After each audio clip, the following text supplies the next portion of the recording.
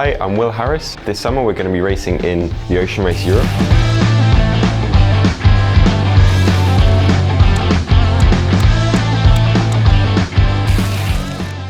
Hi, I'm Will Harris. I'm 31 years old. I'm from London in the UK and I'm British.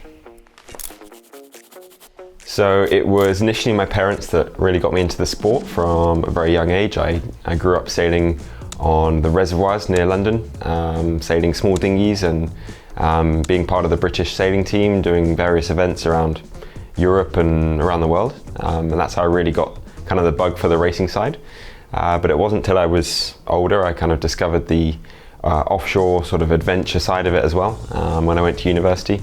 And that was really what motivates me, or what I really found exciting about the sport, and realized that I could try and make this my career and make it my profession. And here I am 10, 11 years later.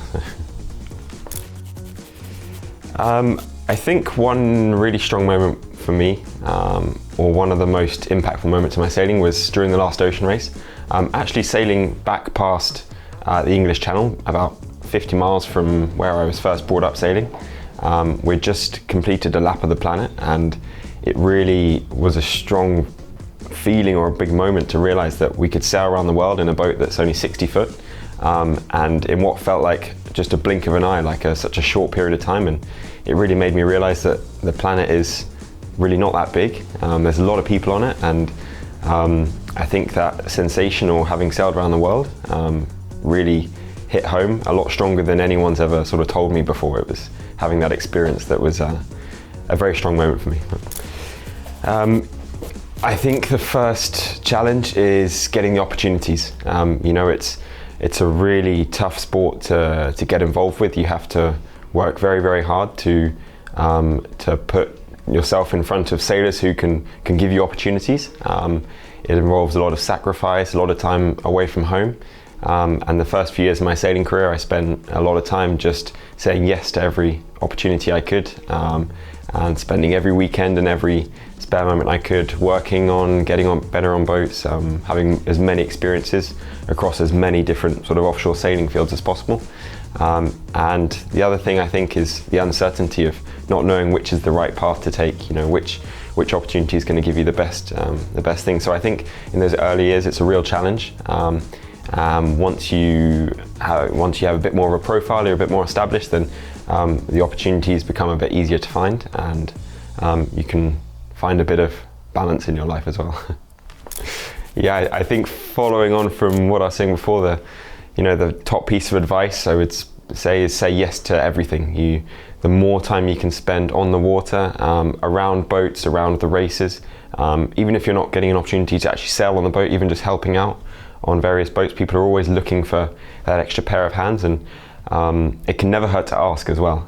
You can never really, just asking is never going to cost you anything, and it might find yourself the next opportunity or that next step, and just saying yes to everything you possibly can initially, and that will hopefully, you never know, a bit of luck at some point. Well, you're kind of making your own luck when you do this. So. I think funny thing about myself, although I love doing sport and things like this, I've got an absolute addiction to sweets and chocolate and all the unhealthy foods you can imagine in the world when you're offshore.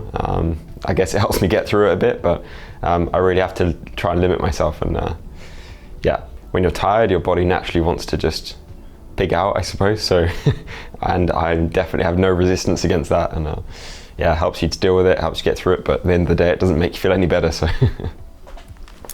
So this year, this summer, we're going to be racing in the Ocean Race Europe.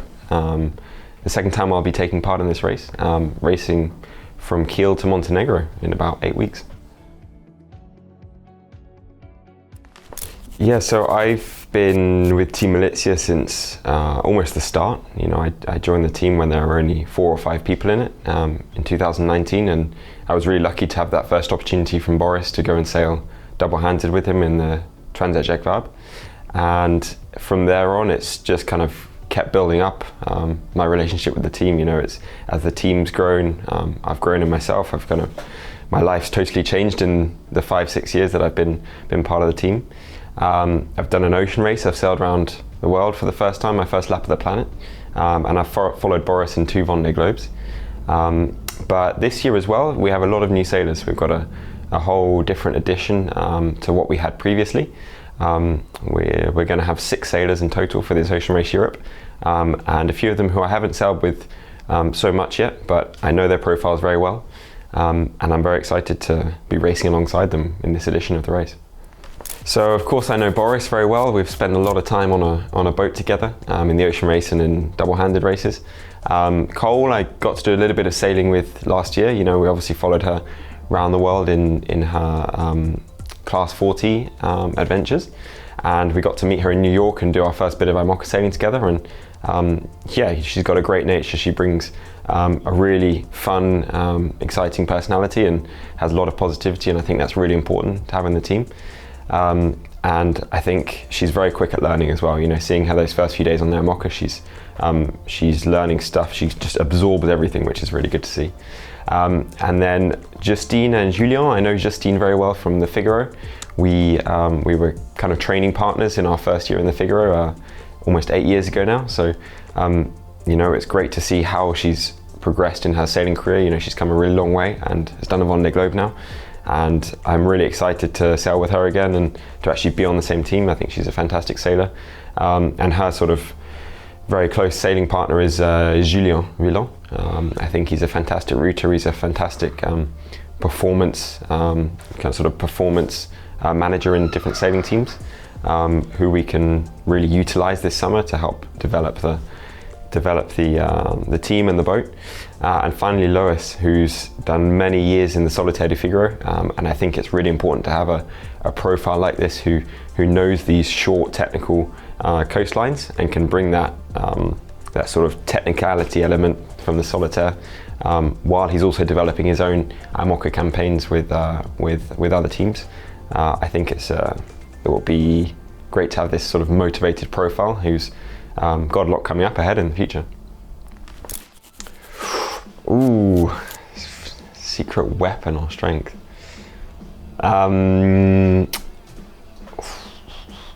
I think, of course, the race is going to Portsmouth this year, and I've grown up sailing in the British waters, so I think a bit my secret strength is knowing these areas very well and knowing the complicated parts of the British coastline or near the finish. So hopefully I can use this knowledge in the right moment.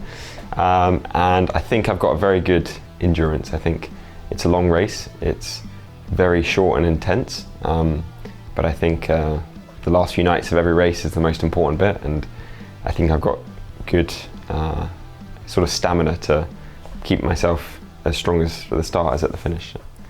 I think for sure it has to be Portsmouth. You know, trying to find the opportunities to show these IMOCAs and this sort of unbelievable racing scene we have here in France. It will be really cool to have it on the docks there in Portsmouth. Gunwharf Quays, it's a very central place. I know there very well, and I've been there many times, not for sailing. And it was actually the first place I discovered the Ocean Race when the Volvo Ocean Race went there in 2006, I believe it was. And it was the first time I got to watch the skippers and the boats on the docks in Gunwharf Quays and sort of first really knew about the Ocean Race. So I'm really excited to be going back there as a sailor. You know, it's going to be an amazing feeling and an amazing achievement. The ambition for me in this sort of racing is always to try and win. You know, if the goal isn't to win, then I don't want to be doing the racing, to be honest. You know, I want to do as well as possible, and we're going to train as hard as possible. And I think we should try and keep the mindset of we're only happy when we're at the front. So I really hope we can push as hard as we can for this. That being said, there's a very strong lineup. It's a very, very tough competition, which is normal. There's some absolute legends of the sport, so it's going to be some tough racing. But hopefully we can play to the advantages that we are a well-established team. You know, it's not just the sailors, it's the technical team as well, and everyone on shore. We've got we've known each other for a few years now, whereas the other teams will be sort of putting together their teams a bit more last minute. Because we've got this experience of a few years of sailing together, I think it just saves us a lot of time and energy in that initial sort of meetings, icebreaker moments, and we can focus on actually performing in the race. Yeah, the ocean is it's where I want to be in the short sentence. You know, I was brought up near London, very far away from the sea, and going to the ocean was a bit of a novelty. You know, I'd only go there at weekends or in holidays and things like this, and now I'm lucky enough to get to live right next to it. And I think it's always, you know, sort of having those first experiences without it being right on my doorstep made me always want to be in or around it. And I think the experiences you get on the boat, you know, you're above the ocean, you're definitely trying not to be in it at any point, but you get to experience the real power of it when you're on these sailing boats like this, because we race in any sort of condition, in the strongest storms or the lightest calms, and sometimes we're 2,000 miles from the land. And you know, to have those feelings of being so far away from any other humans is it's a bit addictive, I'd say.